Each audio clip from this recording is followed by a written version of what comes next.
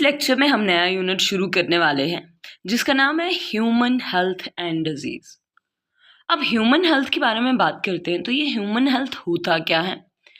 Human health का मतलब कि एक इंसान का फिजिकली, इमोशनली और मेंटली हर तरीके से सेहतमंद होना, उसे ही कहा जाएगा हेल्दी ह्यूमन। मतलब यही है हेल्थ।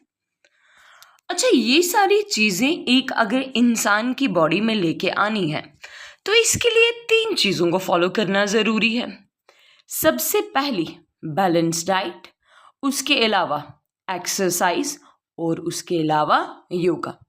बैलेंस डाइट, एक्सरसाइज और योगा, ये तीनों ही हैं की ऑफ हेल्थ। अब योगा, आपको तो ये चीज़ ऑलरेडी पता ही होगी कि योगा हो गया मेडिटेशन, या मेडिटेशन करके बॉडी को काम करना ताकि एक इंसान अपना फोकस डेवलप कर सके। ठीक है, कम से कम अगर एक इंसान दिन में योगा कर रहा है तो कम से कम 15 से 20 मिनट एक इंसान को योगा करना चाहिए। अब योगा से 2 फायदे हैं, एक तो फिजिकल हेल्थ भी डेवलप होगी, दूसरा मेंटल वेलबींग के ऊपर भी पॉजिटिव रिस्पॉन्स मिलेगा। फिजिकल एक्सरसाइज में आपके पास आ जाता है जैसे वॉकिंग है, स्ट्रेचिंग है, रनिंग, स्विमिंग वगैरह। अब इससे भी कुछ फ़ायदे हैं, इससे बॉडी की फ्लेक्सिबिलिटी बढ़ती है और साथ में इंसान होता है एक्टिव।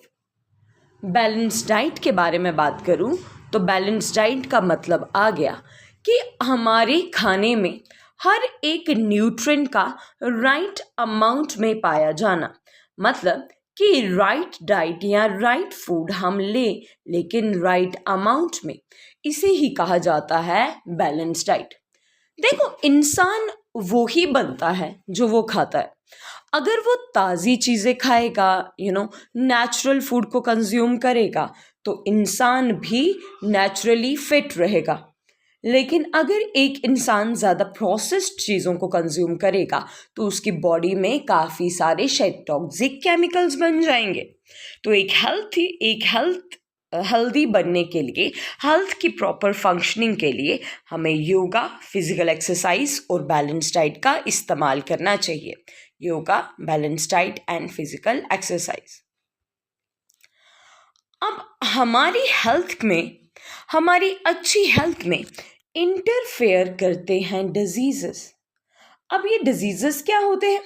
डिजीज का मतलब हो गया डिस्टर्ब्ड ईज, मतलब एक बॉडी का नॉर्मल फंक्शनिंग ना कर पाना, और वो जो एक बॉडी कंफर्ट में अपना काम करती है उस कंफर्ट का डिस्कंफर्ट हो जाना। ठीक है, जिसकी वजह से बॉडी के सिस्टम जो हैं वो अच्छे तरीके से काम नहीं कर पाएंगे, बॉडी के सिस्टम्स में कोई खराबी आ जाएगी, बॉडी प्रॉपरली फंक्शन नहीं कर पाएगी। अब ये सब कुछ होगा किसकी वजह से? डिजीज की वजह से। डिजीज इंटरफेयर करती है गुड हेल्थ के साथ। कैसे पता लगेगा कि एक इंसान किसी डिजीज से सफ़र कर रहा है? तो डिजीजेस के बारे में इंडिकेशंस मिलते हैं हमें साइंस और सिम्टम्स से। देखिए, साइंस और सिम्टम्स दोनों सेम बातें नहीं है, ये 2 अलग बातें हैं। साइंस का मतलब होते हैं, साइन आ गया कि भाई वो इंडिकेट कर रहा है कि भाई किसी खास कोई particular kind of disease body में हुई है। जबकि सिम्टम जो होते हैं बस वो ये बताते हैं कि डिजीज है। देखो, अगर एक इंसान को कोल्ड हो गया, कफ हो गया, ठीक है, सर दर्द होने लगा, तो वो सोचेगा कि हाँ, मुझे पक्का कोई वायरल इन्फेक्शन हो गई है। लेकिन बाद में ज़्यादा साइन जिसकी तरफ इंडिकेशन करेंगे वो ही डिजीज़ होगी डायग्नोज। डिजीज़ेज जो होते हैं वो खास करके 2 टाइप्स में डिवाइड होते हैं। एक को कहा जाता है इन्फेक्शियस डिजीजेस, एक को कहा जाता है non infectious diseases. Infectious diseases जो एक ऑर्गेनिज्म से दूसरे ऑर्गेनिज्म में फैलेंगे, और नॉन इन्फेक्शियस डिजीजेस होंगे जो ट्रांसमिट नहीं होते। इन्फेक्शियस डिजीजेस को ही कहा जाता है कम्युनिकेबल डिजीज, और नॉन इन्फेक्शियस डिजीजेस को कहा जाता है नॉन कम्युनिकेबल डिजीज। मतलब एक इंसान से दूसरे इंसान में नहीं फैलते। अब कम्युनिकेबल डिजीज जैसे कि मान लीजिए घर पे किसी को कोल्ड हुआ पड़ा है, तो वो कोल्ड एक इंसान से दूसरे इंसान में फैलने के काफ़ी ज़्यादा चांसेस हैं। या एड्स है, एड्स भी एक इन्फेक्शियस डिजीज़ है। या चिकन पॉक्स है, ये भी एक इन्फेक्शियस डिजीज़ है। लेकिन नॉन इन्फेक्शियस डिजीज़ेज जो होती हैं स्टूडेंट्स, वो बॉडी की इम्यूनिटी का मतलब बॉडी के जब एक बॉडी को राइट डाइट नहीं मिलेगी तो बॉडी अपने बॉडी की इंटरनल फंक्शनिंग ही अच्छे से नहीं हो पाएगी, जिस वजह से काफ़ी सारे डिजीज़ेस जैसे कि डायबिटीज़, कैंसर या एस्थमा जैसी डिजीज़ेस हो सकती हैं। क्योंकि एस्थमा, कैंसर या डायबिटीज़ एक इंसान से दूसरे इंसान में नहीं फैलती, इसलिए इन्हें कहा जाता है नॉन कम्युनिकेबल डिजीज़ेस। और chicken pox, common cold, AIDS हो गया, टाइफाइड है, टीबी है, ऐसे डिजीज़ेस को कहा जाता है कम्युनिकेबल डिजीज़ेस, क्योंकि ये डिजीज़ेस ट्रांसमिट होते हैं। अब ऐसे ऑर्गेनिजम्स जिनकी वजह से डिजीज़ होता है, डिजीज़ कॉजिंग ऑर्गेनिजम्स को कहा जाता है पैथोजेंस। अब ये पैथोजन जो होते हैं वो जनरली पैरासाइट्स होते हैं। और पैरासाइट्स कौन होते हैं? जो किसी होस्ट की बॉडी पे रह के अपनी सारी न्यूट्रिशन, अपना लाइफ साइकिल कंप्लीट करते हैं। जो पैथोजेंस हमारी बॉडी में कम्युनिकेबल डिजीजेस फैलाते हैं उनमें आपको देखने को मिलेंगे बैक्टीरिया, फंजाई, वायरसेस और प्रोटोजोआ। ये सारे के सारे पैथोजेंस होंगे जो 1 या 2 या 3 या 4 या बहुत सारी डिजीजेस हमारी बॉडी में कॉज कर सकते हैं। अब माइक्रो ऑर्गेनिजम्स या पैथोजेंस जिसकी बॉडी पे अटैक करते हैं, जिस ऑर्गेनिज्म की बॉडी को करते हैं इनफैक्ट, उस ऑर्गेनिज्म को कहा जाता है होस्ट। अब वो ऑर्गेनिजम्स जो होस्ट की बॉडी पे रहते हैं उन्हें क्या कहा जाता है? मैं ऑलरेडी बता चुकी हूँ, उन्हें कहा जाता है पैरासाइट्स। होस्ट की बॉडी पे रहने वाले ऑर्गेनिजम्स को कहा जाता है पैरासाइट। इनके कुछ सिंपल से एग्जांपल्स अगर मैं आपको बताऊं, जैसे लाइस या टेप वॉर्म जो होती हैं, वो क्या होंगी स्टूडेंट्स? ये दोनों होंगी पैरासाइट्स। होस्ट की बॉडी इन्फेक्ट होती है, पैरासाइट जो है वो होस्ट की बॉडी को इन्फेक्ट करता है, लेकिन उस पैरासाइट को एक होस्ट की बॉडी तक लेके आने का काम जो है वो वेक्टर करता है। वेक्टर यानी कि डिजीज को ट्रांसमिट करने में, डिजीज उसने फैलाया नहीं है लेकिन डिजीज को अपने होस्ट की बॉडी तक पहुंचा के ले जाने में जो काम करता है उसे कहा जाता है वेक्टर्स। और वेक्टर्स का ही दूसरा नाम होता है कैरियर्स। जैसे आपको यहाँ पर डायग्राम में देखने को मिलेगा, स्किन के ऊपर बाइट कर रहा है एक मॉस्किटो। अब मॉस्किटो क्या होगा स्टूडेंट्स? मॉस्किटो की बीमारी नहीं कॉज कर रहा है, लेकिन ये अपने साथ काफ़ी सारे पैथोजेंस को लेके आ रहा है जो होस्ट की बॉडी में इन्फेक्शन कॉज करेंगे। तो मॉस्किटो जस्ट एक वेक्टर है, ये जस्ट एक कैरियर है, और जिसकी बॉडी में ये पैथोजेंस को डालेगा उसे कहा जाएगा स्टूडेंट्स होस्ट। जैसे आपने मलेरिया नाम की डिजीज के बारे में सुना होगा, मॉस्किटो जो है वो अपने साथ प्लाज्मोडियम को लेके आती है और प्लाज्मोडियम को एक ह्यूमन की बॉडी में इंजेक्ट करती है और वहां पर कॉज करती है मलेरिया।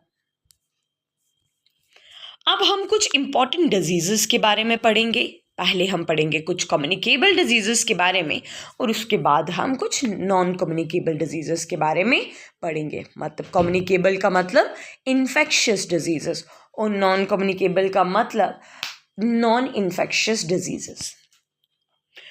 सबसे पहले हमारे पास जो डिजीज है यहाँ पर कम्युनिकेबल, इस डिजीज का नाम है टाइफाइड। अब टाइफाइड कॉज करने वाला कोई तो पैथोजन होगा, तो वो पैथोजन जो टाइफाइड कॉज करता है वो एक बैक्टीरिया है। बैक्टीरिया की वजह से स्टूडेंट्स इंसान की बॉडी में टाइफाइड होगा, लेकिन बैक्टीरिया भी कोई एक खास किस्म का है। जैसे आपको एक बैक्टीरिया देखने को मिलेगा जिसका नाम है सैल्मोनेला टाइफी। सैल्मोनेला टाइफी नाम का बैक्टीरिया स्टूडेंट्स, ये इंसान की बॉडी में एंटर करता है, लेकिन एंट्री ये बैक्टीरिया पता है कहाँ से करता है? कॉन्टेमिनेटेड फूड और वाटर से। कॉन्टेमिनेटेड का मतलब वो खाना या वो पानी जिसको इन्फेक्ट किया है इस बैक्टीरिया ने, इस माइक्रो ऑर्गेनिज्म ने, उसे कहा जाएगा कॉन्टेमिनेटेड। अब टाइफाइड नाम की जो डिजीज है कॉज कर रहा है सैल्मोनेला टाइफी, लेकिन ये जो बैक्टीरिया होता है ना, ये इंसान की बॉडी में आकर स्मॉल इंटेस्टाइन को अटैक करता है और स्मॉल इंटेस्टाइन के अंदर कॉज करता है अल्सर्स। अल्सर्स मतलब छाले।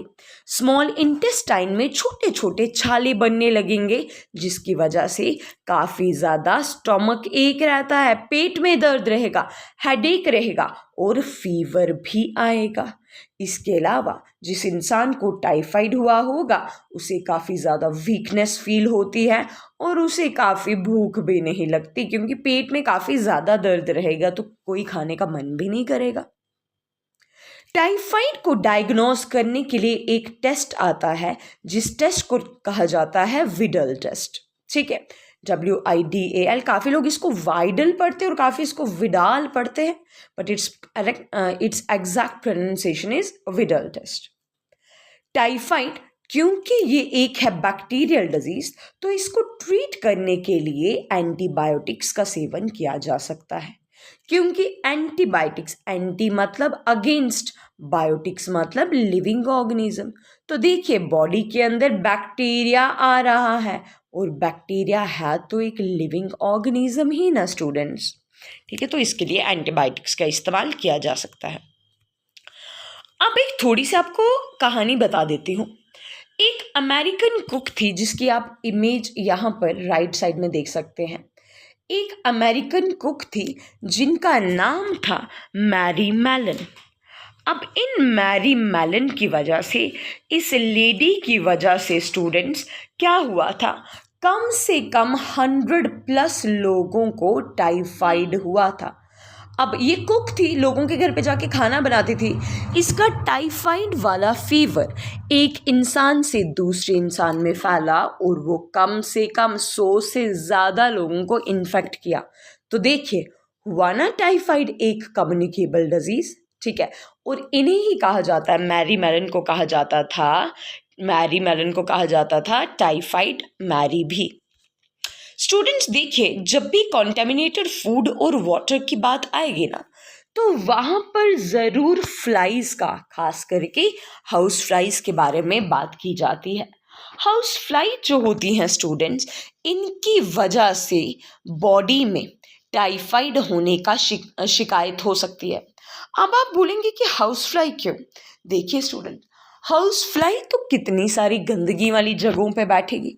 अब वो उन्हीं गंदगी वाली जगहों से आकर, मतलब सोचो वो कहीं ना कहीं किसी फीसस पे, एक्सक्रीटा पे बैठेगी और वो ही उड़ के आएगी और हमारे खाने पे बैठ जाएगी, है ना। तो उनके आने की वजह से वो अपने साथ कितने सारे कीटाणु लेके आएगी और वो कीटाणु भी हमारे खाने के अंदर प्रेजेंट होंगे, जिसकी वजह से डिजीज होगी जिसका नाम है टाइफाइड। ओके, तो ये था पहला कम्युनिकेबल डिजीज जिसका नाम है टाइफाइड। दूसरा कम्युनिकेबल डिजीज आ जाता है स्टूडेंट्स नमोनिया। नमोनिया नाम का जो डिजीज है ये कॉज करने वाला होता है अगेन एक बैक्टीरिया ही। नमोनिया भी बैक्टीरिया ने कॉज किया और टाइफाइड भी एक बैक्टीरिया ने ही कॉज किया था। अब ये जो नमोनिया नाम की डिजीज होती है स्टूडेंट्स, ये हवा से फैलती है, मतलब वो हवा जो ऑलरेडी स्ट्रेप्टोकोकस नमूनाए या हीमोफिलस नमूनाए की प्रेजेंस की वजह से कॉन्टेमिनेट हो चुकी है। देखिए नमूनिया नाम की डिजीज दो आपके पास बैक्टीरिया से हो सकती है। एक का नाम है स्ट्रेप्टोकोकस नमूनाए और एक का नाम है हीमोफिलस इन्फ्लुएंजा। इन दोनों की वजह से एयर इन्फेक्ट हो सकती है, एयर कॉन्टेमिनेट हो सकती है, और वही कॉन्टेमिनेटेड एयर जब एक हेल्दी पर्सन इनहेल करेगा तो उसकी बॉडी में होगा डिजीज। ठीक है, और इस डिजीज का नाम क्या है?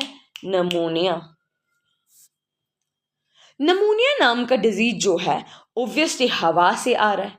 अब हवा हम बॉडी के कौन से वाले पार्ट को डायरेक्टली देते हैं? लंग्स को स्टूडेंट्स। और लंग्स के अंदर लंग्स के एक फंक्शनल यूनिट होता है जहां पर अल्टीमेटली गैसेस को पहुंचना होता है। इस रीजन को कहा जाता है अल्वियोलाई। ये देखिए यहाँ पर जो आपको ऊपर वाली इमेज में अल्वियोलाई देखने को मिल रही है, ये एक नॉर्मल हेल्दी अल्वियोलाई है, लेकिन नीचे वाली अल्वियोलाई आपको इन्फेक्टेड, देखो येलो कलर के पैचेस से कुछ यहाँ पर देखने को मिल रहे हैं। तो ये येलो कलर के जो पैचेस हैं स्टूडेंट्स, यही बता रहे हैं कि इसके अंदर जो हवा है वो कॉन्टेमिनेटेड एयर है और वो अल्वियोलाई को अटैक कर चुकी है, जिसकी वजह से अल्वियोलाई के अंदर थोड़ी माल फंक्शनिंग हो चुकी है। नमूनिया के अगर कोई हम सिम्टम्स देखें तो सिम्टम्स में कोल्ड हो सकता है, कफ हो सकता है, हेडेक हो सकता है, फीवर हो सकता है, चिल्स हो सकते हैं, या सांस लेने में दिक्कत हो सकती है, वीकनेस हो सकती है। जब इतनी सारी चीज़ें हो रही हैं तो ऑब्वियसली बॉडी में ऑक्सीजन की डेफिशिएंसी तो होगी। जब ऑक्सीजन की हो जाएगी डेफिशिएंसी तो बॉडी के मैक्सिमम पार्ट नीले पड़ जाएंगे, खास करके लिप्स और बच्चों फिंगर के नेल्स, ये वाले ऑर्गन्स पड़ जाएंगे ब्लू कलर के। इसे ब्लूइश पैचेस या पर्पलिश पैचेस भी कहा जाता है। अब टाइफाइड को डायग्नोस करने के लिए हमारे पास जो टेस्ट था वो था विडाल टेस्ट। अब हमारे पास नमूनिया को चेक करने के लिए कुछ इंपॉर्टेंट टेस्ट रहते हैं, जैसे कि स्टूडेंट्स यहाँ पर चेस्ट का एक्सरे लिया जा सकता है, या यूरिन टेस्ट लिया जा सकता है, या म्यूकस टेस्ट भी लिया जा सकता है। अब यहाँ पर होता क्या है ना स्टूडेंट्स, अल्वियोलाई के अंदर, लंग्स के अंदर जो हवा वाले बैलून लाइक स्ट्रक्चर प्रेजेंट होते हैं उसके अंदर म्यूकस इकट्ठा हो जाता है। म्यूकस मतलब sticky layering of respiratory tract, जो आपको बॉडी के हर एक रेस्पिरेटरी ऑर्गन में एक म्यूकोसल एक स्टिकी सी कवरिंग देखने को मिलेगी। अब वो एक्सट्रीम ज़्यादा, वो भी इन्फेक्टेड फॉर्म में अल्वियोलाई के अंदर इकट्ठी हो जाती है। तो इसीलिए इसको जानने के लिए कि एक इंसान को नमूनिया तो नहीं हुआ, उसके लिए म्यूकस टेस्ट भी किया जाता है। अगेन इसका भी ट्रीटमेंट एंटीबायोटिक्स के साथ किया जा सकता है। ठीक है, तो ये था हमारे पास दूसरा कम्युनिकेबल डिजीज। जो तीसरा कम्युनिकेबल डिजीज हमारे पास आता है, इस डिजीज का नाम है स्टूडेंट्स कॉमन कोल्ड।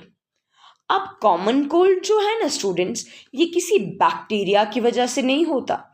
इनफैक्ट ये डिजीज होता है वायरस की वजह से, और वायरस में भी आपको कम से कम 100,000 प्लस आपको वायरसेस देखने को मिलते हैं जो कोल्ड कॉज कर सकते हैं। अगर ये कोल्ड कॉज कर सकते हैं तो सबसे जो कॉमन आपको वायरस देखने को मिलेगा जो कोल्ड कॉज करता है, उस वायरस का नाम है राइनो वायरस। तो यहाँ पर कॉमन कोल्ड नाम की डिजीज जो है वो कौन फैला रहा है? राइनो वायरस, एक वायरस। ये वायरस हमारी बॉडी में, अगेन हमारी बॉडी में कॉन्टेमिनेटेड हवा या ऑब्जेक्ट से आ सकता है। देखिए हवा को तो हम पता लगा सकते हैं कि अगर हम इन्फेक्टेड हवा, जैसे कि हमारे इर्द गिर्द में कोई इंसान है जिसको ऑलरेडी कोल्ड हुआ है और वो छींक मार रहा है, तो वो उसके जो इन्फेक्टेड ड्रॉपलेट्स होंगे कॉमन कोल्ड वाले, वो हमारे जो हम हवा इनहेल करेंगे उसमें भी आ जाएंगे।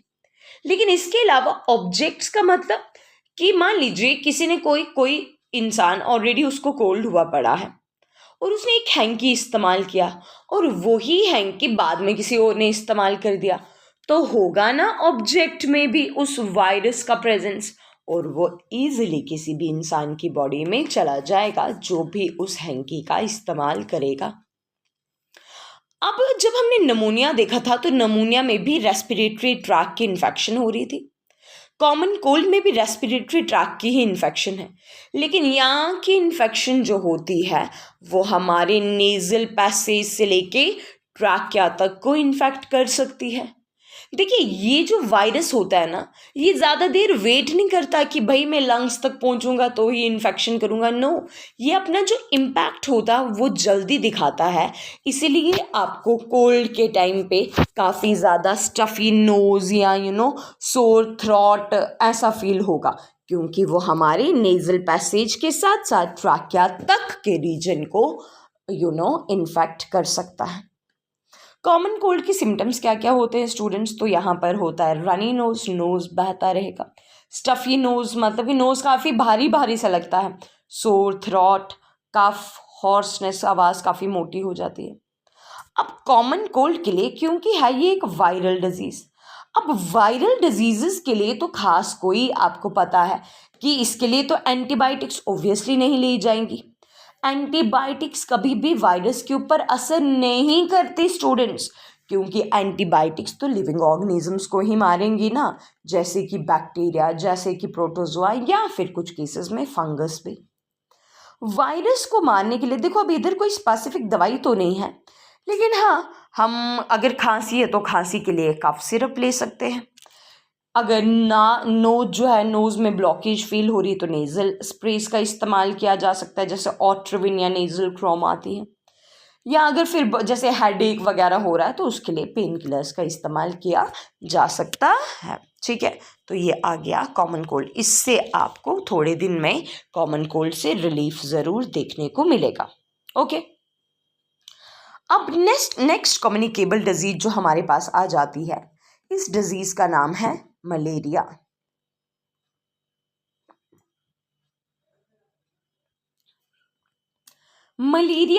मलेरिया जो है स्टूडेंट्स, ना ये बैक्टीरिया कॉज करता है, ना ही इसे कोई वायरस कॉज करता है।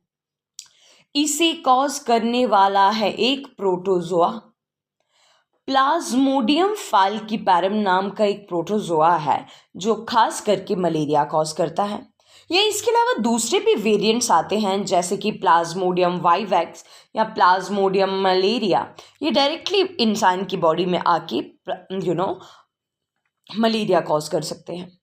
लेकिन ये प्रोटोजोआ हमारी बॉडी में डायरेक्टली नहीं फैलेगा, ये हमारी बॉडी में आएगा किसी मॉस्किटो के थ्रू, और वो मॉस्किटो जो मलेरिया कॉज करता है उस मॉस्किटो को कहा जाता है फीमेल एनाफिलीज मॉस्किटो।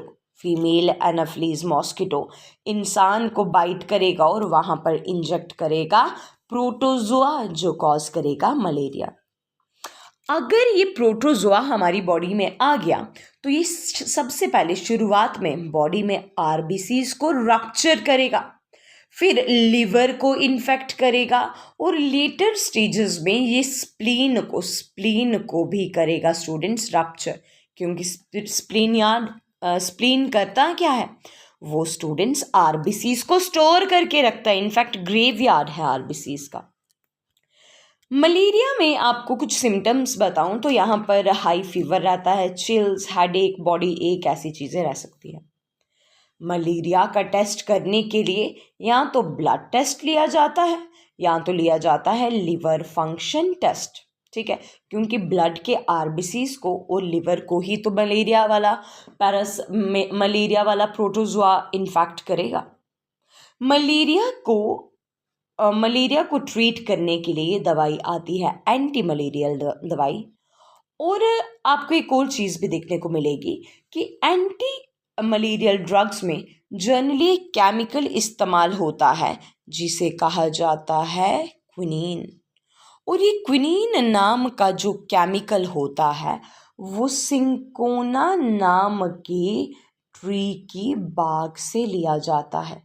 जब पहले ज़माने में एंटी मलेरियल ड्रग्स नहीं हुआ करती थी तो उस टाइम पे सिंकोना ट्री की जो बार्क मतलब पेड़ का जो छिलका होता है, उस छिलके से डायरेक्टली क्विनीन को एक्सट्रैक्ट किया जाता था और डायरेक्टली स्टूडेंट्स इंसान की बॉडी में इंसान को दिया जाता था ताकि उसको मलेरिया से छुटकारा मिल सकता। अगर आपको कोई ये पूछे कि ये जो प्लाज्मोडियम है ये इसके कितने होस्ट होते हैं, कितने होस्ट मतलब ये अपना लाइफ साइकिल कितने ऑर्गेनिजम्स की बॉडी में कंप्लीट करेगा। तो स्टूडेंट्स, इसको अपना लाइफ साइकिल कंप्लीट करने के लिए 2 होस्ट की ज़रूरत पड़ती है। एक होस्ट होता है आपके पास ह्यूमन बींग्स और दूसरा होस्ट आपको देखने को मिलेगा मॉस्किटो। अब मॉस्किटो बेसिकली करता क्या है ना स्टूडेंट्स, ये गैमेट्स को पिक करता है ह्यूमन की बॉडी से और बाद में स्पोरोजाइट्स बनाता है। लेकिन आपको ये इतनी कहानी मैकेनिज्म याद रखने की ज़रूरत नहीं है, आप बस ये याद रखिए कि इसके 2 होस्ट कौन से होते हैं। तो स्टूडेंट्स, प्लाज्मोडियम का जो प्राइमरी होस्ट होता है, जहाँ पर ये अपना लाइफ स्पैन कंप्लीट करता है, वो होता है मॉस्किटो। और इसका जो सेकेंडरी होस्ट होता है वो कौन होता है, ह्यूमंस। ठीक है, तो मतलब बेसिकली स्पोर्स तो बनेंगे मॉस्किटो में, बाद में ह्यूमन के अंदर ये आएगा। नेक्स्ट डिजीज़ के बारे में हम देखें तो नेक्स्ट डिजीज़ का नाम है स्टूडेंट्स एमीबियासिस। एमीबियासिस नाम का जो डिजीज़ है ये अगेन प्रोटोजोआ की वजह से होता है। ये डिजीज़ किसकी वजह से होगा, प्रोटोजोआ की वजह से होगा। अब वो प्रोटोजोआ जो एमीबियासिस या एमीबिक डाइसेंट्री नाम की बीमारी कॉज करता है, उस प्रोटोजोआ का नाम है एंटएमीबा हिस्टोलिटिका। एंटएमीबा हिस्टोलिटिका उस प्रोटोजोआ का नाम है जो हमारी बॉडी में क्या कॉज करेगा, एमीबियासिस। अब ये जो प्रोटोजोआ होता है ना, ये भी कॉन्टेमिनेटेड फूड और ड्रिंकिंग वाटर से हमारी बॉडी में आता है। और कॉन्टेमिनेटेड फूड और ड्रिंकिंग वाटर जो है, अगेन कौन रिस्पॉन्सिबल होगा, कौन होगा, वेक्टर, हाउस फ्लाई। इससे पहले भी हमने एक डिजीज़ पढ़ा जहाँ पर कॉन्टेमिनेटेड फूड और वाटर आ रहा था। ज़रा आप दिमाग में सोचिए और बताइए कि कौन सा होगा। अगर आपके दिमाग में आ रहा है टाइफाइड, तो यू आर एब्सोल्युटली करेक्ट, क्योंकि एमीबियासिस नाम का जो डिजीज़ है ये भी इंटेस्टाइन में ही हो रहा है और कॉन्टेमिनेटेड फूड और ड्रिंकिंग वाटर की वजह से हो रहा है, सेम टाइफाइड की ही तरह। बस फ़र्क इतना सा है कि टाइफाइड जो होता था वो हमारी बॉडी में स्मॉल इंटेस्टाइन को इन्फेक्ट करता था, लेकिन यहाँ पर इन्फेक्शन हो रही है लार्ज इंटेस्टाइन में। और लार्ज इंटेस्टाइन 2 काम करती है बच्चों बॉडी में। एक वो कि वाटर को और इलेक्ट्रोलाइट्स को एब्जॉर्ब करती है खाने से, जो खाना बच के होता है स्मॉल इंटेस्टाइन से जो आगे बढ़ रहा होता है, और उसके अलावा ये रिजेक्ट करती है वेस्ट फूड को। मतलब कि भाई इजेशन में बॉडी से एक्सक्रीटा को बाहर निकालने में भी लार्ज इंटेस्टाइन मदद करती है। ज़रा सोचिए, अगर लार्ज इंटेस्टाइन ही इन्फेक्ट हो जाएगा तो क्या एक्सक्रीटा नॉर्मल फॉर्म में बाहर निकल पाएगा? तो answer will be no, excreta normal form में बाहर नहीं निकल पाएगा। इनफैक्ट जो स्टूल्स होंगे वो ब्लडी होंगे और वहाँ पर आपको म्यूकस वगैरह देखने को मिल सकता है। ठीक है, या कॉन्स्टिपेशंस वाली भी सीन्स यहाँ पर देखने को मिलेंगे। अमीबियासिस के लिए डायरेक्टली एक दवाई आती है जिसे कहा जाता है एंटी अमीबिक ड्रग। और सिंपल सी चीज़ है भाई, कोई भी चीज़ अगर मक्खी मच्छरों से फैल रही है ना, इनफैक्ट कोई भी कम्युनिकेबल डिजीज़ है ना, उसको रोकने के लिए आपको खास फोकस हमेशा क्लीनलीनेस पे करना चाहिए।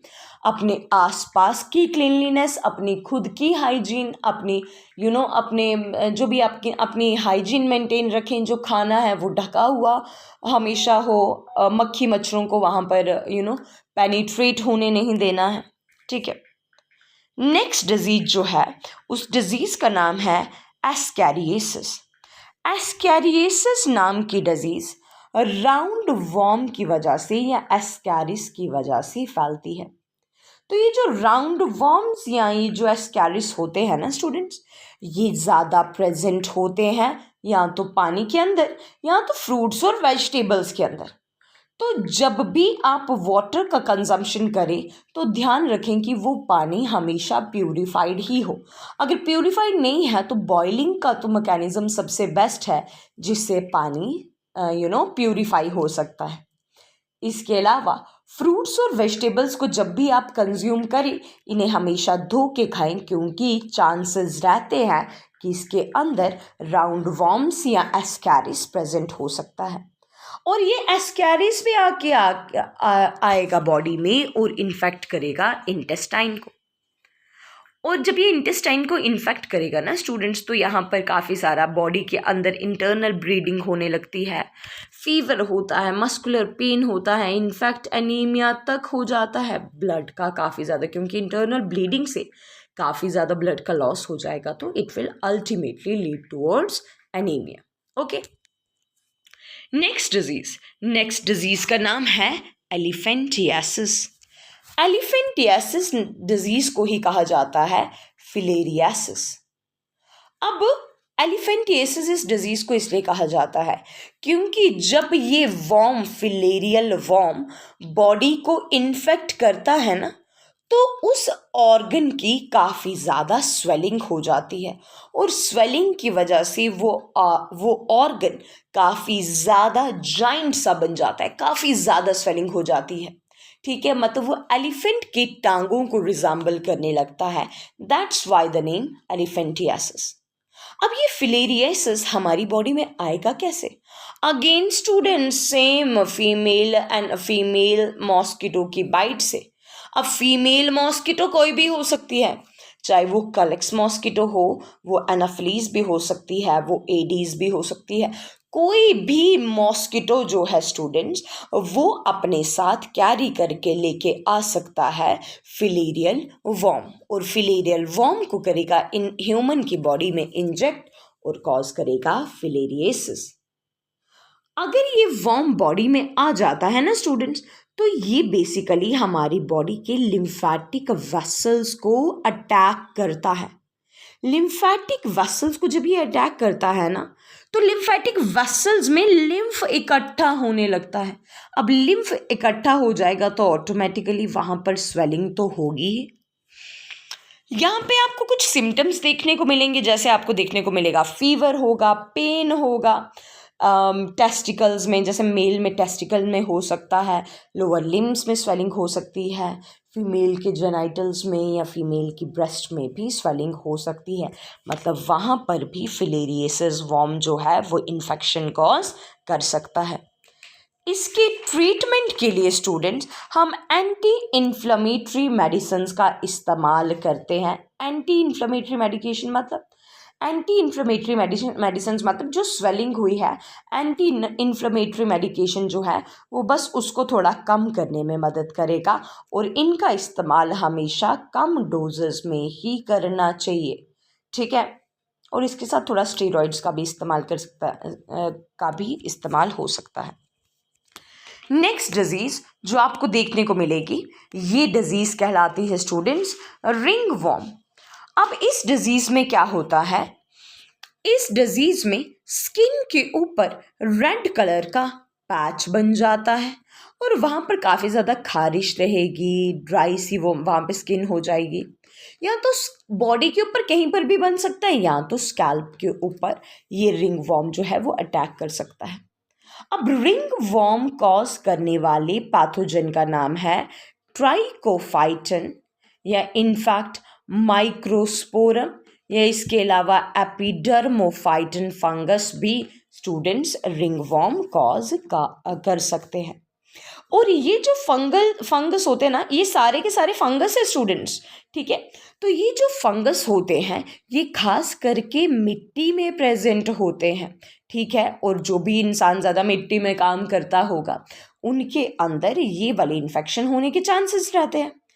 क्योंकि ये एक फंगल इन्फेक्शन है, इसीलिए इसे कहा जाता है, इसीलिए इसको ट्रीट करने के लिए दिया जाता है एंटी फंगल डिजीज नहीं, एंटी फंगल ड्रग। तो आपने डिजीजेस अभी पढ़े, खास करके कम्युनिकेबल, टाइफाइड जो कि बैक्टीरिया ने कॉज किया, नमूनिया again bacteria, common cold caused by a virus, malaria protozoa ने कॉज किया, एमीबियासिस भी प्रोटोजोआ, एस्कैरियासिस के लिए तो वॉर्म था, एलिफेंटियासिस या फिलेरियासिस के लिए भी एक वॉर्म था, और रिंग वॉर्म कॉज करने वाला जो ऑर्गेनिज्म था वो एक फंजाई होती है इम्यूनिटी। इम्यूनिटी का मतलब है कि हमारी बॉडी में हर किसी डिजीज को फाइट करने की क्षमता होती है। अब वो क्षमता, वो ability of an organism to fight the disease causing organisms is called immunity. किसी भी डिजीज से लड़ने की क्षमता कहलाती है इम्यूनिटी। इम्यूनिटी दो प्रकार की होती है। एक का नाम है इन्नीट इम्यूनिटी, एक का नाम है एक्वायर्ड इम्यूनिटी। इन्नीट इम्यूनिटी का मतलब कि ऐसी इम्यूनिटी जो ऑलरेडी इंसान के अंदर पहले से ही प्रेजेंट थी, जैसे जो इम्यूनिटी हमारे पैदा होते से हमारे अंदर है, और ये कोई इसके अंदर नॉन स्पेसिफिक डिफेंस होता है, कोई स्पेसिफिक डिफेंस नहीं है यहाँ पर। जबकि एक्वायर्ड इम्यूनिटी वो होती है स्टूडेंट्स जो एक इंसान बर्थ के बाद एक्वायर करता है। ये बर्थ से ही हमारे अंदर नहीं होती, ये जब हम मदर के एम्ब्रियो में होते हैं, मदर के स्टमक में होते हैं, उस टाइम में हमारे अंदर ये इम्यूनिटी नहीं होती, ये पैदा होने के बाद आती है। इस इम्यूनिटी के लिए इंसान को वैक्सीन भी दी जाती है जिसे कहा जाता है वैक्सीनेशन। और खास करके जो एक्वायर्ड इम्यूनिटी होती है ना स्टूडेंट्स, वो किसी ना किसी पैथोजन के साथ स्पेसिफिक होती है। एक्वायर्ड इम्यूनिटी का मतलब कि ऐसी क्षमता जो आपकी बॉडी ने बिल्ड की है ताकि वो किसी स्पेसिफिक काइंड ऑफ डिजीज के साथ लड़ सके।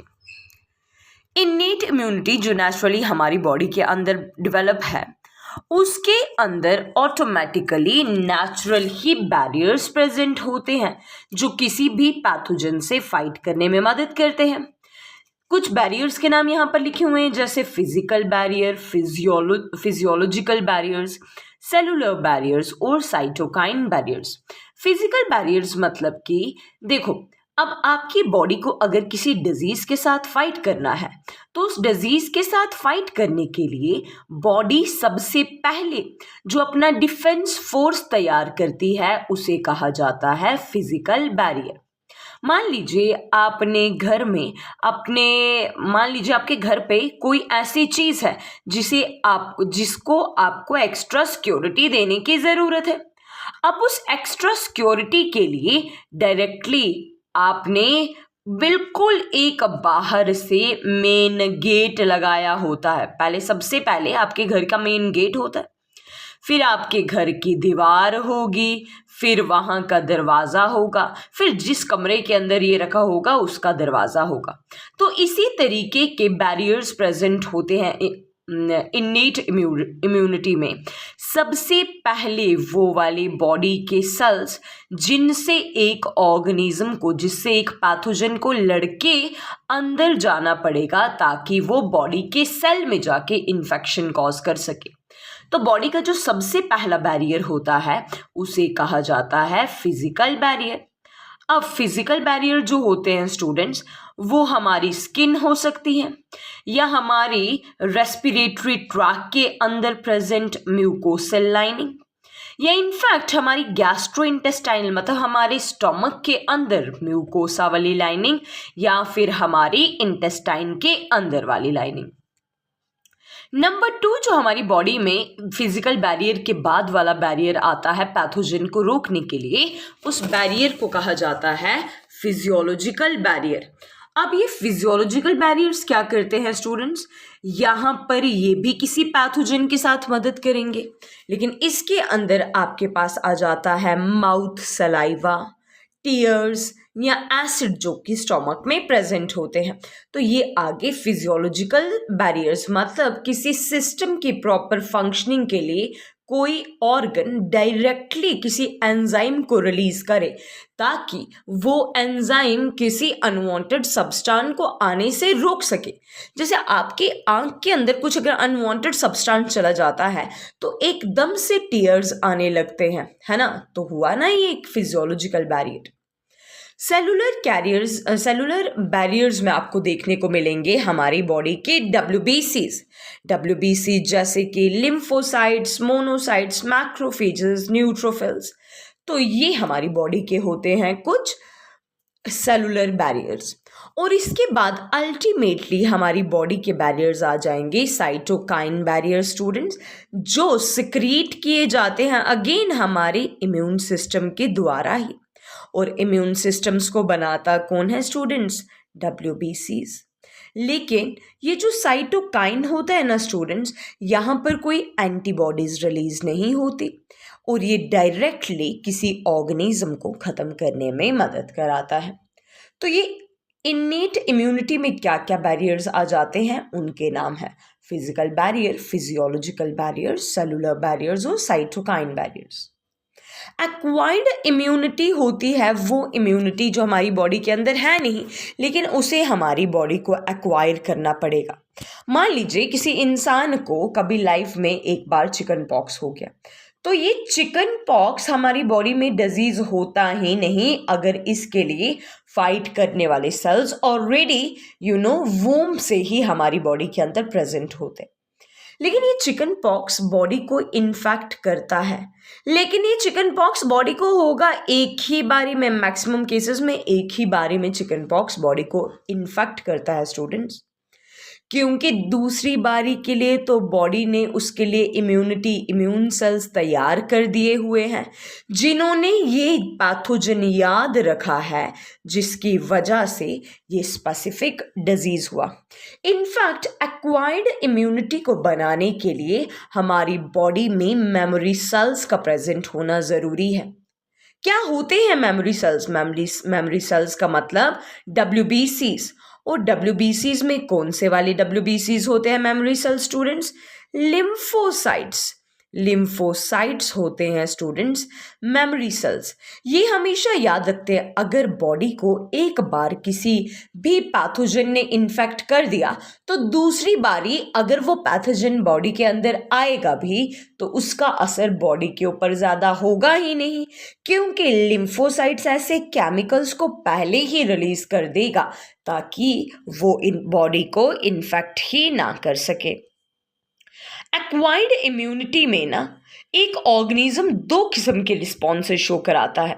एक वो रिस्पॉन्स जिसे कहा जाता है प्राइमरी रिस्पॉन्स और एक दूसरा रिस्पॉन्स जिसे कहा जाता है सेकेंडरी रिस्पॉन्स। प्राइमरी रिस्पॉन्स मतलब कोई अगर पैथोजन, कोई डिजीज कॉजिंग ऑर्गेनिज्म अगर हमारी बॉडी के अंदर पहली बार आया है तो जो रिस्पॉन्स हमारी बॉडी के WBCs, हमारा जो इम्यून सिस्टम उसके ऊपर रिस्पॉन्स करेगा, उस रिस्पॉन्स को कहा जाएगा प्राइमरी रिस्पॉन्स। अब प्राइमरी रिस्पॉन्स थोड़ा वीक होता है, इसीलिए इसे कहा जाता है लो इंटेंसिटी रिस्पॉन्स। ये वीक किस लिए होता है? ज़रा सोचिए, अगर आपको पहली बार या आपके घर पे कोई आ जाए और वो डायरेक्टली आके हमला कर दे, आप एकदम से तैयार नहीं होंगे उस हमले के लिए, क्योंकि आपको क्या पता भाई कौन इंसान कब आ जाए और क्या कर ले। लेकिन जब दूसरी बारी सेम वो ही इंसान हमला करने के लिए आएगा तो दूसरी बारी आप थोड़े चौकन्ने हो जाएंगे। तो इस बारी जो आपका रिस्पॉन्स होगा वो होगा सेकेंडरी रिस्पॉन्स, और सेकेंडरी रिस्पॉन्स जो होता है वो हाई इंटेंसिटी रिस्पॉन्स होता है। हाई इंटेंसिटी रिस्पॉन्स किसकी वजह से होता है? क्योंकि हमारी मेमोरी सेल्स ने अपनी मेमोरी में ऑलरेडी फीड कर दिया होता है कि कौन से वाले सेल्स के साथ लड़ना है नेक्स्ट टाइम। तो ये मैंने आपको सिंपल वर्ड्स में बता दिया। देखो, मैंने आपको ऑलरेडी बता दिया कि ये जो मेमोरी सेल्स होते हैं इनकी प्रोडक्शन में मदद कौन करता है? लिम्फोसाइट्स ही तो हमारी बॉडी में मेमोरी सेल्स बनाते हैं और इम्यून रिस्पॉन्सेस को प्रोड्यूस कराने में मदद कराते हैं। इनफैक्ट ये जो लिम्फोसाइट्स होते हैं स्टूडेंट्स, ये लिम्फोसाइट्स जो होते हैं वो एंटीबॉडीज क्रिएट करते हैं। एंटीबॉडीज का मतलब हमला करने वाले केमिकल्स, जो किसी भी एंटीजन के ऊपर जाएगा और एंटीजन को खत्म कर देगा उसी मौके पर। फर्दर आपको देखने को मिलेगा कि लिम्फोसाइट्स में भी दो किस्म के लिम्फोसाइट्स होते हैं, बी लिम्फोसाइट्स और टी लिम्फोसाइट्स। बी लिम्फोसाइट्स को बी सेल्स भी कहा जाता है और टी लिम्फोसाइट्स को टी सेल्स भी कहा जाता है। इन्हें टी लिम्फोसाइट्स को टी सेल्स इसलिए कहा जाता है क्योंकि ये बनते तो देखो ब्लड का जो भी सेल है वो बनता तो बोन मैरो में है, लेकिन ये जो टी लिम्फोसाइट्स होते हैं ना स्टूडेंट्स, ये अपनी मैच्योरिटी के लिए जाते हैं थाइमस में। तो जो ऑर्गन थाइमस में जाएगा वहीं से इसका नाम रख दिया टी लिम्फोसाइट्स। अब टी लिम्फोसाइट जो होते हैं वो बेसिकली बी सेल्स यानी कि बी लिम्फोसाइट्स की मदद करते हैं, क्योंकि बी लिम्फोसाइट्स को अटैक करना है पैथोजन के ऊपर, और वो भी किस तरीके से स्टूडेंट्स, एंटीबॉडीज को रिलीज करते हुए। ठीक है, अब एंटीबॉडीज के बारे में मैंने आपको बात बताई, लेकिन ये एंटीबॉडीज होती क्या है? एंटीबॉडी स्टूडेंट्स हमारी बॉडी के बी सेल्स द्वारा रिलीज किए गए केमिकल्स हैं जो किसी भी एंटीजन के साथ बाइंड होंगे, और उस एंटीजन आएगा कहाँ से स्टूडेंट्स? एंटीजन आएगा किसी फॉरेन माइक्रो ऑर्गेनिज्म से। कोई फॉरेन माइक्रो ऑर्गेनिज्म जब हमारी बॉडी के अंदर एंटर कर रहा है तो अपने साथ एंटीजेंस को लेके आएगा। अब उन एंटीजेंस का असर हमारी बॉडी के ऊपर ना हो, मतलब वो बीमारी जो वो पैथोजन लेके आ रहा है वो हमारी बॉडी में कुछ हमला ना कर सके, इसके लिए एंटीबॉडीज ऑलरेडी एंटीजेंस को न्यूट्रलाइज कर लेती हैं। ठीक है, एंटीबॉडीज बेसिकली ज़्यादातर जो आपको एंटीबॉडीज देखने को मिलेंगी ना स्टूडेंट्स, ये वाई शेप्ड एंटीबॉडीज होती हैं। और एंटीबॉडीज का मतलब ये प्रोटीन्स होते हैं स्टूडेंट्स, जो किसी एंटीजन को ख़त्म करने में मदद कराते हैं। एंटीबॉडीज़ की अगर आप डिफरेंट शेप्स देखें तो आपको यहाँ पर देखने को मिलेंगी कि एंटीबॉडीज़ की डिफरेंट शेप्स हैं, या एंटीबॉडीज़ डिफरेंट टाइप्स की पाई जाती है। एक एंटीबॉडी आपके पास जो देखने को मिलेगी स्टूडेंट्स, एक मिनट,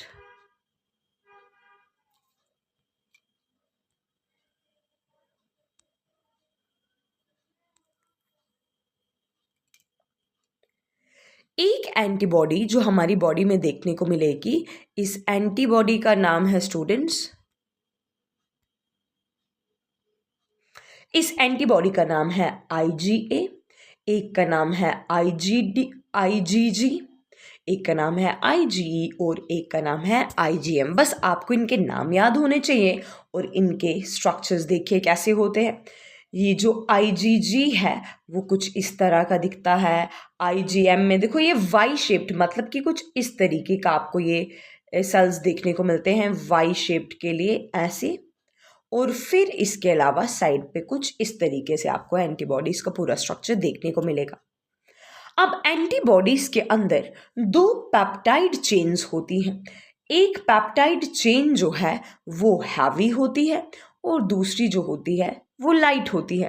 मतलब अगर आप IgE वाले एंटीबॉडी के बारे में बात करो तो ये जो बीच में आपको ऑरेंज कलर का देखने को मिल रहा है ये हैवी वाला स्ट्रक्चर है, और ये जो साइड पे येलो कलर का देखने को मिल रहा है ये लाइट कलर वाला स्ट्रक्चर है। ये एंटीबॉडीज के लिए IgE ये क्या लिखा हुआ है IG? इस IG का मतलब होता है स्टूडेंट्स इम्यूनोग्लोबिन,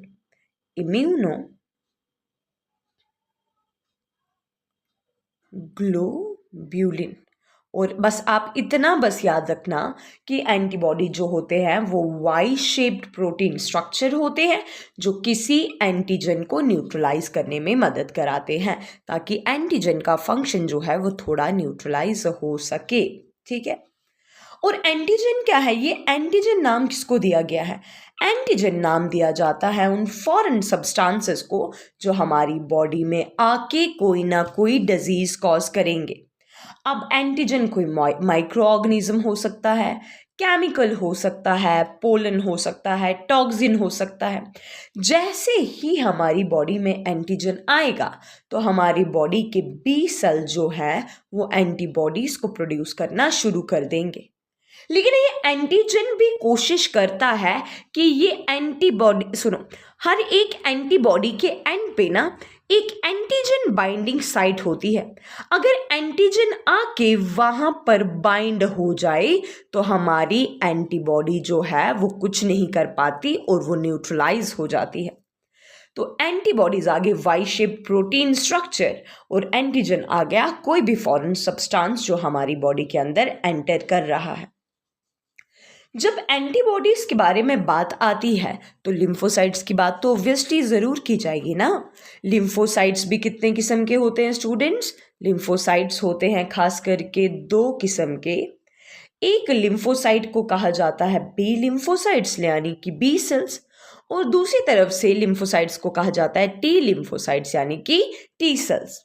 बी लिम्फोसाइट्स जो होते हैं वो एंटीबॉडीज प्रोड्यूस करते हैं, जबकि टी लिम्फोसाइट्स बी सेल्स की मदद करते हैं ताकि ये बी सेल्स अपनी एंटीबॉडीज प्रोड्यूस कर सके।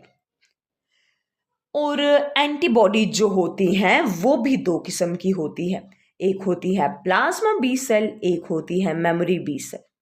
प्लाज्मा बी सेल जो होता है वो ऐसी एंटीबॉडीज है जो एंटीजन को डिस्ट्रॉय कर देंगी, लेकिन मेमोरी बी सेल्स वो है जो आपके पास स्पेसिफिक एंटीजन को ही मारने के लिए आएंगे, मतलब उनको मेमोराइज होगा कि भाई इस वाले केमिकल को मारने के लिए तो यही वाला एंटीजन भेजना पड़ेगा। टी लिम्फोसाइट्स का एक दूसरा काम भी होता है, ये भी किसी फॉरेन पार्टिकल को मारने में मदद करती है। अगर उसको मारने में बी लिम्फोसाइट्स असमर्थ हो जाए तो वहाँ पर टी लिम्फोसाइट्स उसको किल करने की कोशिश करती है, लेकिन ये कोई एंटीबॉडीज नहीं रिलीज करती। एंटीबॉडीज रिलीज कौन करता है? लिम्फोसाइट्स में कौन सा वाला लिम्फोसाइट्स? बी लिम्फोसाइट्स यानी कि बी सेल्स। टी लिम्फोसाइट्स तो डायरेक्टली उसको किल करने की पावर रखती है, इसीलिए टी लिम्फोसाइट को कहा जाता है किलर सेल भी। फर्दर हम देखें तो जो इम्यूनिटी हमारी बॉडी में आती है वो इम्यूनिटी 2 किस्म की हो सकती है। एक इम्यूनिटी कहलाती है ह्यूमोरल इम्यूनिटी, एक कहलाती है cell mediated immunity. Humoral immunity का मतलब, ह्यूमोरल का मतलब हो गया फ्लूइड, वो फ्लूइड के अंदर जो एंटीबॉडीज प्रेजेंट है ना उनको एक्टिवेट करवाने में मदद कराती हैं, जबकि सेल मीडिएटेड जो इम्यूनिटी होती है वो हमारी बॉडी में ये ऐसी एंटीबॉडीज हैं, मतलब सेल मीडिएटेड देखो ह्यूमोरल इम्यूनिटी है तो ऑब्वियसली वहाँ पर एंटीबॉडीज तो होंगी, लेकिन जब सेल मीडिएटेड वाला कौन से वाले होते हैं, जहाँ पर कौन से सेल्स काम करते हैं? T cells. ह्यूमोरल इम्यूनिटी में हमेशा एंटीबॉडीज का इस्तेमाल होता है, जबकि सेल मीडिएटेड इम्यूनिटी में किसी भी एंटीबॉडी का इस्तेमाल नहीं होता। ह्यूमोरल इम्यूनिटी हमारी बॉडी के बी सेल्स प्रोड्यूस करने में मदद कराते हैं, जबकि अगर सेल को इम्यूनाइज करना है तो उसके लिए हमारे पास सेल मीडिएटेड इम्यूनिटी आती है। ठीक है, अब फर्दर हमारे पास 2 और किस्म की इम्यूनिटी है बेस्ड अपॉन कि वो कितनी जल्दी अपना रिएक्शन दिखाएगा। एक इम्यूनिटी होती है एक्टिव इम्यूनिटी, एक को कहा जाता है पैसिव इम्यूनिटी। एक्टिव इम्यूनिटी का मतलब कि antibodies are produced in the host body when exposed to antigen. Host की बॉडी में एंटीबॉडीज खुद ही बनने लगेंगी जब एंटीजन डाला जाएगा। तो एक्टिव इम्यूनिटी होती है ना जो स्टूडेंट्स, यहाँ पर मान लीजिए ये कोई होस्ट है, होस्ट की बॉडी में ऑटोमेटिकली इम्यूनिटी बनने लगेगी, ऑटोमेटिकली इसकी बॉडी में इम्यूनिटी बनने लगेगी। इम्यूनिटी मतलब इसके इम्यून सेल जो हैं वो अपना रिस्पॉन्स शो करने लगेंगे, इसके अंदर एंटीबॉडीज बनने लगेंगी। तो एंटीबॉडीज को कैसे शो कराया जाता है? वाई शेप्ड से। यस, वाई शेप्ड से एंटीबॉडीज को शो कराया जाता है। तो एक्टिव इम्यूनिटी वो है जहां पर होस्ट की बॉडी के अंदर ऑटोमेटिकली क्या बनने लगेगा स्टूडेंट्स? एंटीबॉडीज। हाँ, ये भले ही एक स्लो प्रोसेस है और इसके लिए दी जाती है वैक्सीन। देखिए, काफ़ी लोगों को ये कन्फ्यूजन रहता है कि जो वैक्सीन दी गई है ना वो पैसिव इम्यूनिटी में आनी चाहिए, लेकिन नहीं स्टूडेंट्स, वैक्सीन दोगे तो ये जो एंटीबॉडीज होती हैं ये तो बॉडी खुद ही प्रोड्यूस करेगी ना, बस आप वैक्सीन डाल रहे हो बॉडी के अंदर। एंटीबॉडीज तो बॉडी के अंदर खुद ही प्रोड्यूस होगी ना, इसीलिए इसे कहा जाता है एक्टिव इम्यूनिटी, यानी कि एंटीबॉडीज ऑटोमेटिकली बॉडी के अंदर बनेगी। दूसरी तरफ से हमारे पास आ जाता है पैसिव इम्यूनिटी। पैसिव इम्यूनिटी में एंटीबॉडीज बॉडी के अंदर नहीं बनती, इनफैक्ट एंटीबॉडीज को बाहर से होस्ट की बॉडी में इंजेक्ट करना पड़ता है। एक तरफ से passive immunity natural passive immunity हो सकती है और दूसरी तरफ से artificial passive immunity. Natural passive immunity में बच्चे की बॉडी में देखो, अगर मान लीजिए एक बच्चा मतलब कि जो शायद थोड़ा जिसका इम्यून सिस्टम थोड़ा कमज़ोर है, जब वो मदर के मिल्क के ऊपर फीड करता है तो मदर की मिल्क के साथ साथ कितनी सारी एंटीबॉडीज बच्चे की बॉडी में जा रही होगी। तो हुआ ना ये एक नेचुरल प्रोसेस, जहां पर एंटीबॉडीज बाहर से अंदर आई, लेकिन किसी केमिकल की मदद से नहीं, डायरेक्टली किसी नेचुरल मेथड की वजह से। वहीं दूसरी तरफ जब कोई इंसान ज़्यादा बीमार हो जाता है, मतलब उसके इम्यून सेल्स बिल्कुल घट जाते हैं, तो वहाँ पर डायरेक्टली उसकी बॉडी में इंजेक्शन के थ्रू इम्यूनोग्लोबुलिन इंजेक्शन खास करके आता है, ये डायरेक्टली इंसान की बॉडी में डाला जाता है और इस इंजेक्शन के अंदर ऑलरेडी क्या प्रेजेंट होती हैं, बनी बनाई एंटीबॉडीज।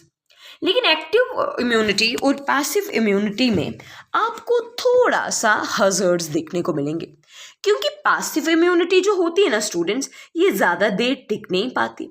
जब तक वो एंटीबॉडीज़ बॉडी के अंदर हैं तब तक बंदा ठीक रहेगा, लेकिन इनका असर भी तो जल्दी ही ख़त्म हो जाएगा ना।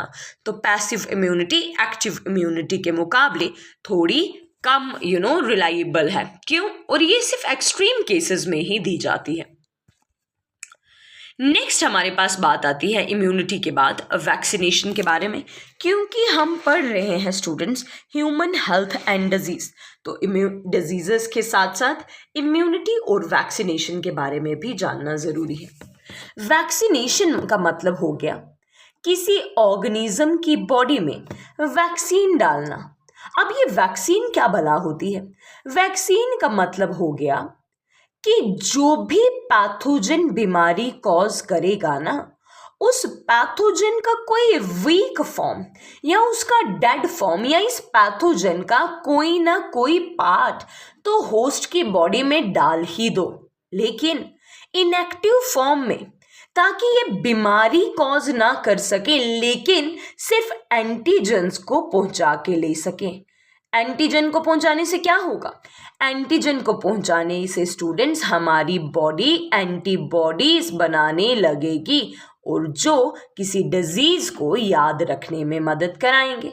तो यहाँ पर ये लिखा हुआ है कि भाई process in which vaccine is given, vaccine दी जाती है ताकि इम्यूनिटी स्ट्रांग हो सके। अब वैक्सीन में आपको ऑलरेडी बता चुकी हूँ कि माइक्रोब का कोई वीकर वर्जन लिया जा सकता है या उसी को वीक फॉर्म में या इसका कोई फ्रेगमेंट बॉडी के अंदर डाला जा सकता है, ताकि एंटीजन बॉडी के अंदर पहुंच जाए, उस माइक्रोब का एंटीजन तो पहुंच जाए और बॉडी जैसे ही कोई फॉरेन पार्टिकल आएगा, चाहे वो वीक है, चाहे वो डेड है, चाहे वो उसका कोई छोटा सा पार्ट क्यों नहीं है तो वो एक एंटीजन ही ना। तो जब भी एंटीजन आता है बॉडी ऑटोमेटिकली क्या बनाने लगती है? एंटीबॉडीज बनाने लगती है। ठीक है, तो वैक्सीनेशन से स्टूडेंट्स बेसिकली ना बॉडी की इम्यूनिटी बूस्ट होती है। इम्यूनिटी बूस्ट होने का तरीका इम्यूनाइजेशन प्रोसेस की तरफ लेके जाता है, मतलब बॉडी में इम्यूनिटी को बिल्ड करना, इम्यूनिटी को बूस्ट करना, इसे कहा जाता है इम्यूनाइजेशन।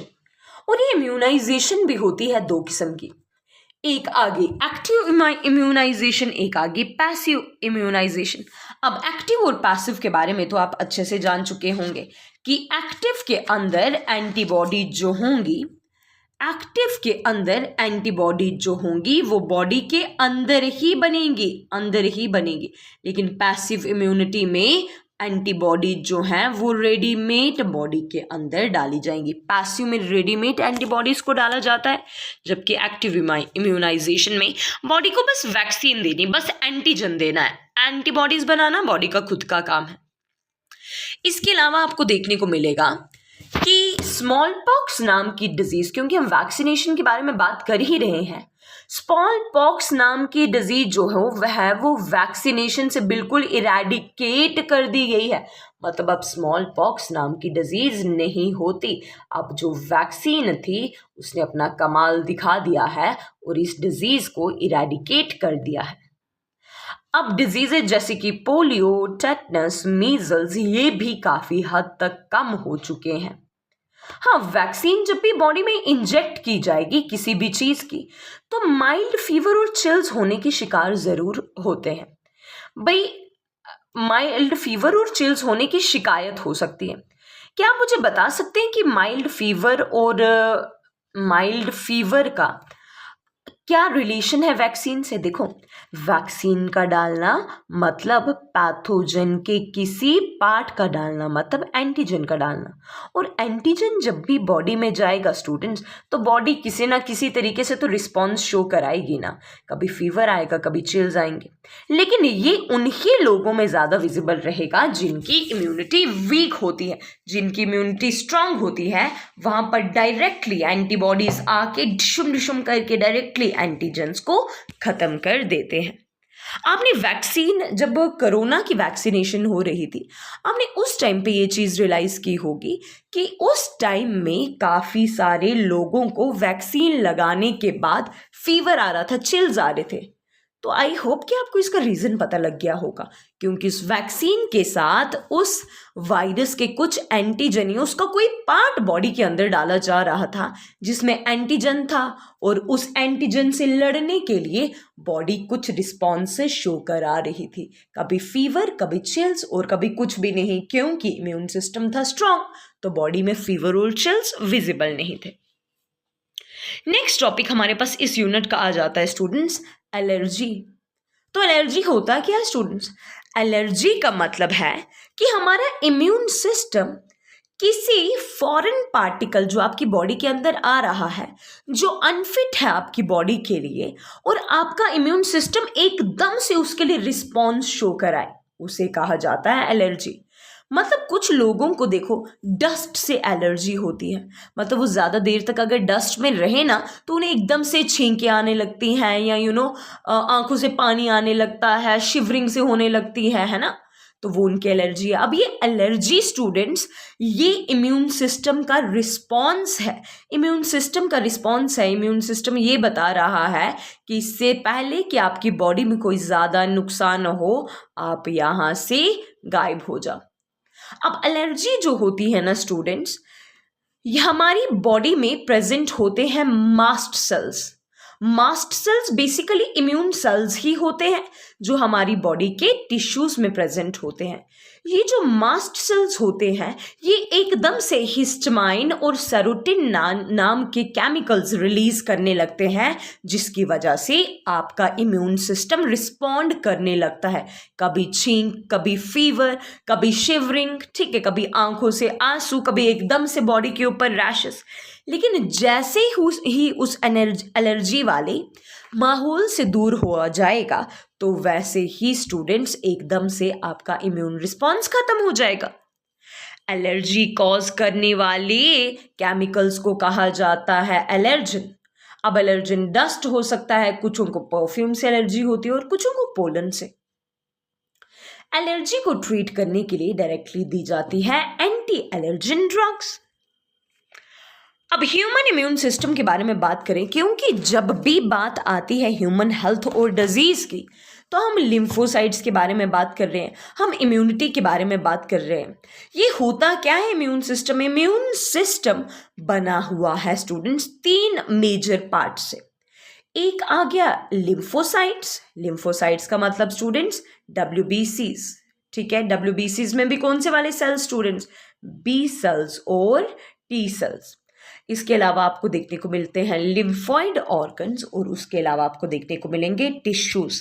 आप इस डायग्राम के थ्रू देख सकते हैं कि ये जितने भी ऑर्गन्स आपको यहाँ पर देखने को मिलेंगे ना स्टूडेंट्स, इन सारे और ये सारे के सारे ऑर्गन जो हैं वो हमारी बॉडी में इम्यूनिटी के साथ लिंक्ड है।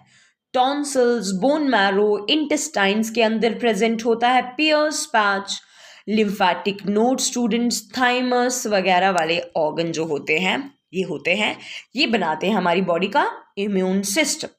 आपसे एग्जाम में ये भी पूछ सकता है कि ह्यूमन इम्यून सिस्टम डायरेक्टली इनमें से कौन कौन सी चीज़ है जो इम्यून सिस्टम बनाती हैं, तो ये 3।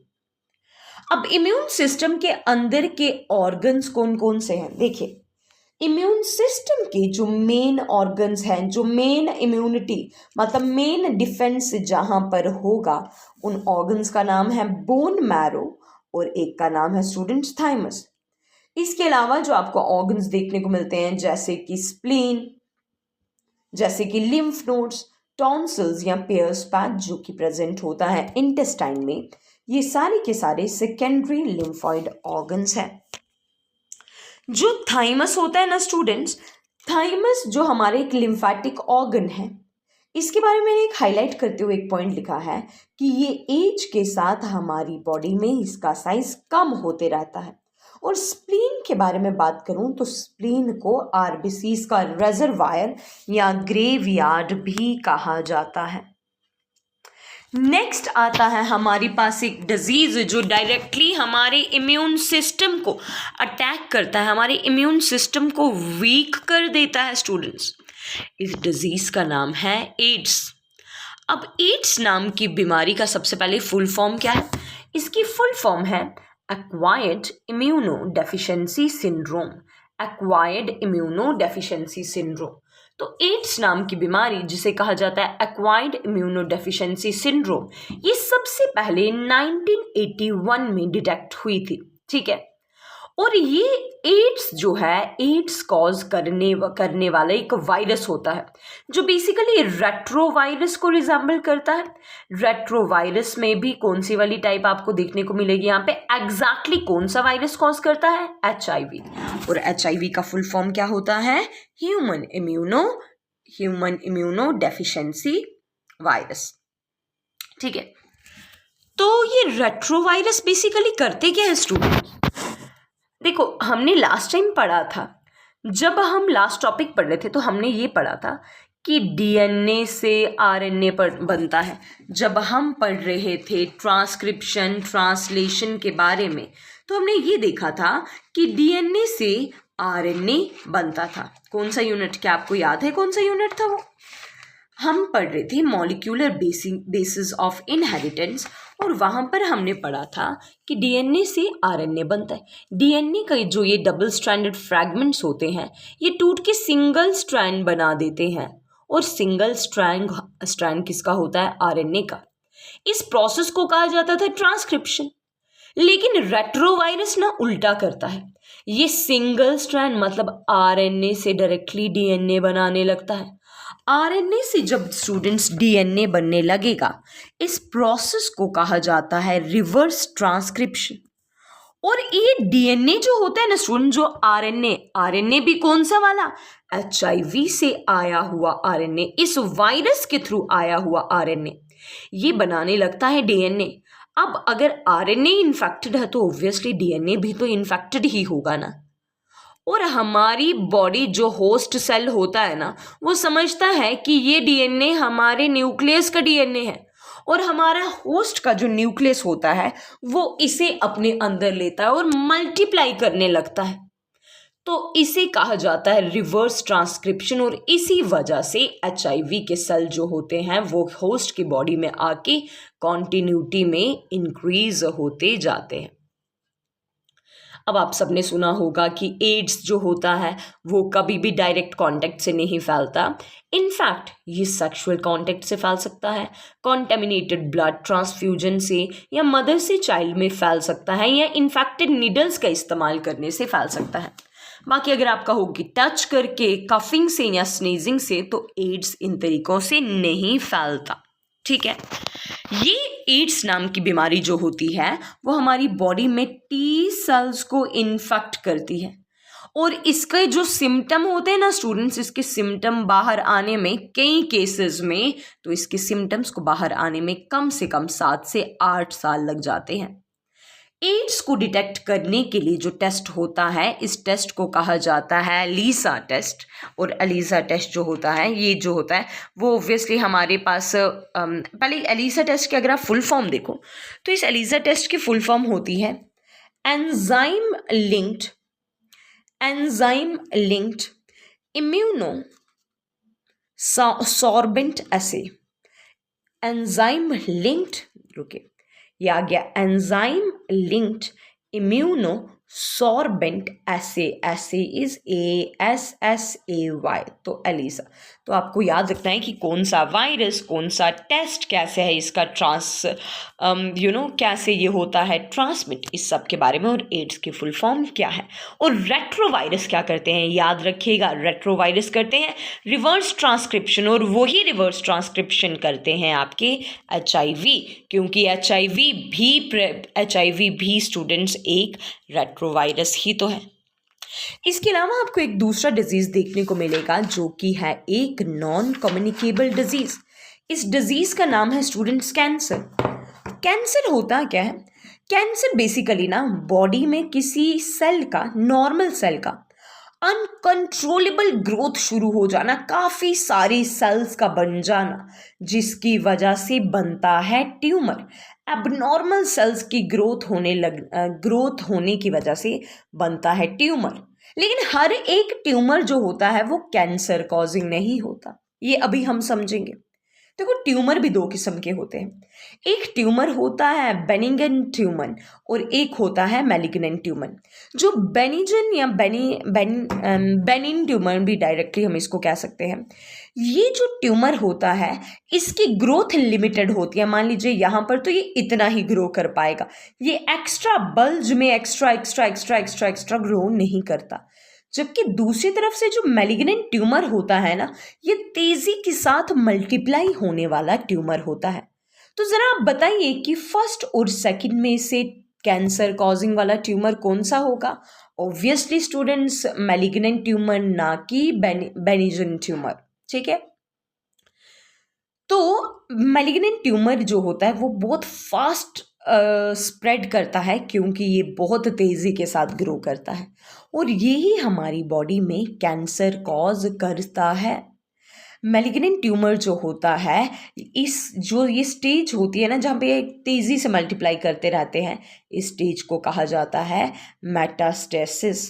ठीक है, इसके अलावा आपको देखने को मिलेगा स्टूडेंट्स कि कैंसर को ट्रीट करने के लिए बहुत सारे तरीके हैं, जैसे फिजिकल मैथड्स, केमिकल्स मैथड और बायोलॉजिकल मैथड्स। डिफरेंट से हम कैंसर को रोक सकते हैं, लेकिन ट्रांसमिट होने वाले भी यही तीनों मैथड हैं। फिजिकल, केमिकल और बायोलॉजिकल एजेंट्स की वजह से कैंसर हो सकता है। फिजिकल मैथड मान लीजिए कि डायरेक्टली धुएं का इनहेलेशन। केमिकल, आप कोई ऑन्कोजेनिक सब्सटेंसेस का ऑन्कोजेनिक बोले तो कार्सिनोजेनिक केमिकल्स का आप इनटेक कर रहे हैं, या बायोलॉजिकल सेल्स भी जो हैं वो कार्सिनोजेंस का, वो भी कैंसर कॉज कर सकते हैं। इनफैक्ट कुछ रेडिएशंस भी होती हैं, जैसे कि एक्स रेज है, गामा रेज है और यूवी रेडिएशन है स्टूडेंट, जो कॉज करती है कैंसर। टबैको से भी ये कॉज होता है, ऑन्कोजेनिक वायरसेस की वजह से भी ये कॉज हो सकता है। ठीक है, जिसमें आपके पास HPV और HBV का मतलब ह्यूमन पैपिलोमा वायरस और HBV का मतलब हो गया हेपेटाइटिस बी वायरस। ये दोनों के दोनों हमारी बॉडी में कैंसर कॉज कर सकते हैं। अब कैंसर को अगर डायग्नोस करना है तो शुरुआत की स्टेज में क्या किया जाता है स्टूडेंट्स? बायोप्सी की जा सकती है, या रेडियोग्राफी की जा सकती है, या MRI या CT स्कैन से डायरेक्टली पता लग सकता है। लेकिन जब इसके ट्रीटमेंट के बारे में बात आती है तो 3 तरीके अवेलेबल हैं। या तो डायरेक्टली सर्जरी, अगर कीमोथेरेपी मतलब रेडिएशंस दी जाती है, उसको कीमोथेरेपी मतलब केमिकल्स दिए जाएंगे, और रेडियोथेरेपी मतलब रेडिएशन से उस केमिकल को, वो जो कैंसर काजिंग जो भी कार्सिनोजेन आपकी किसी भी ऑर्गेनिज्म की बॉडी में बन रहा है, उसको वो वहीं पे रोक सकता है। या तो डायरेक्टली सर्जरी से कैंसर वाले सेल्स को रिमूव कर दो, या तो केमिकल्स के इस्तेमाल करके, या तो रेडियोथेरेपी का इस्तेमाल करके।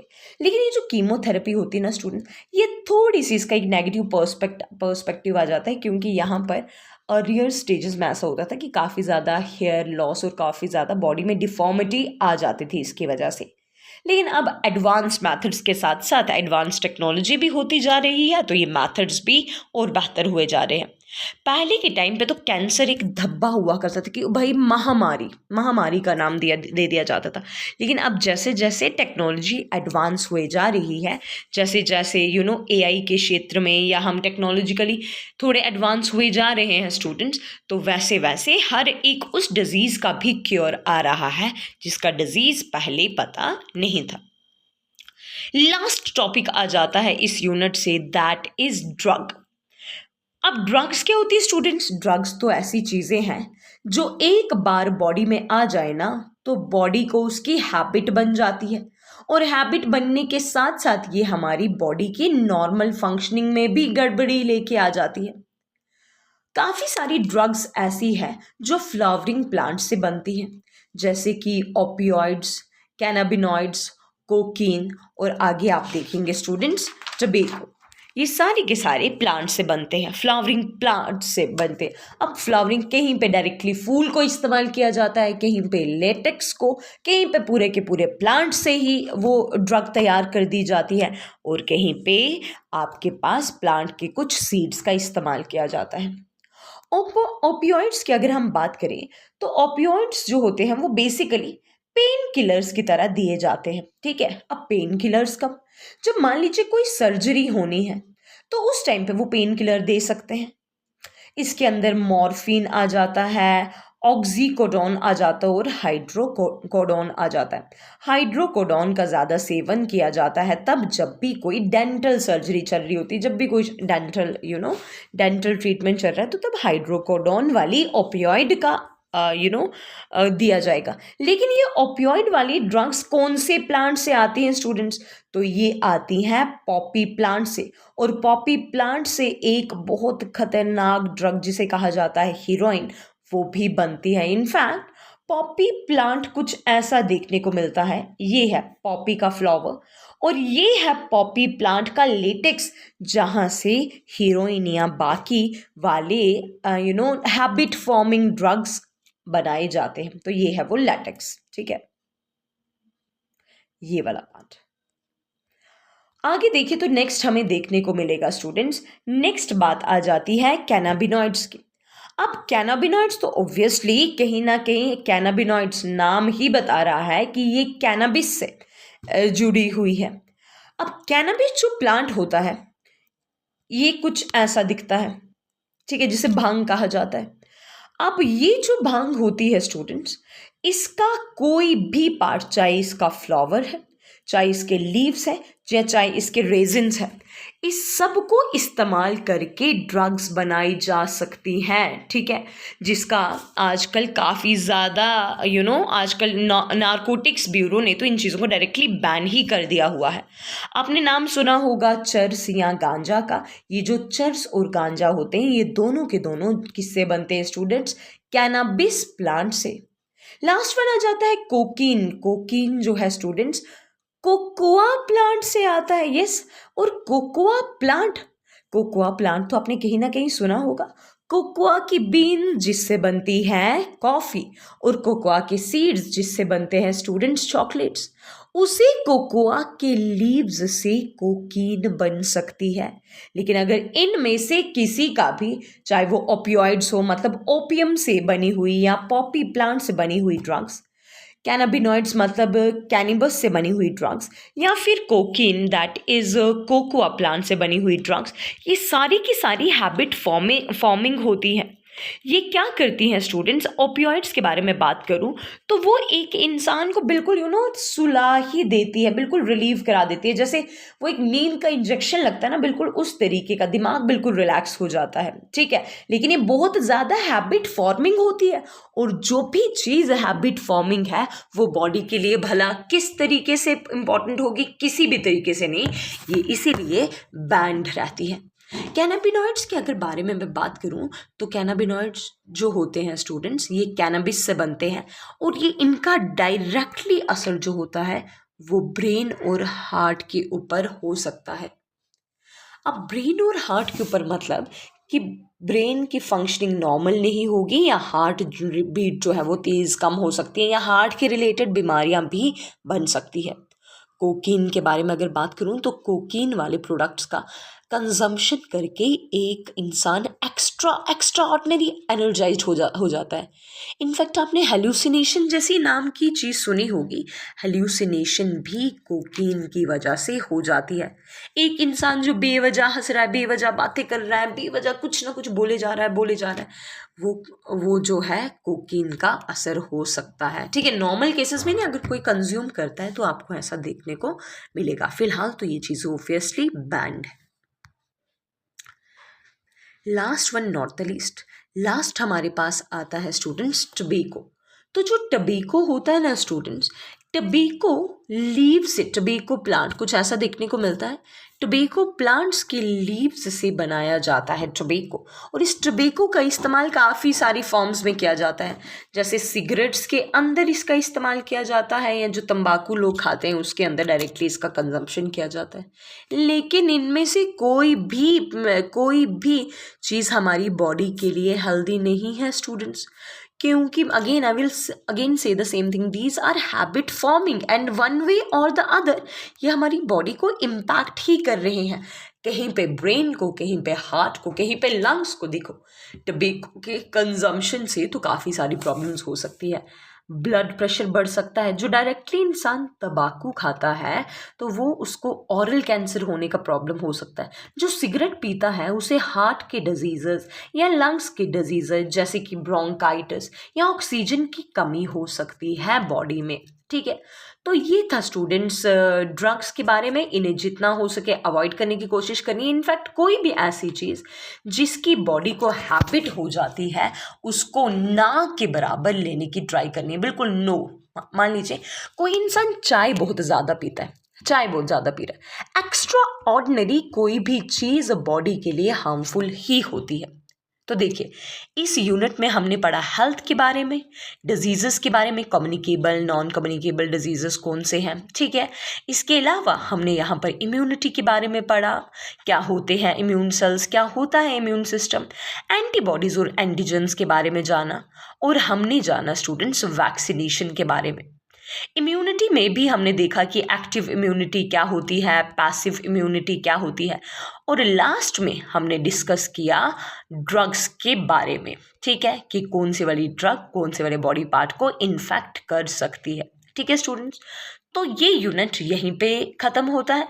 मिलते हैं आपसे नेक्स्ट यूनिट में, तब तक के लिए बाय बाय, स्टे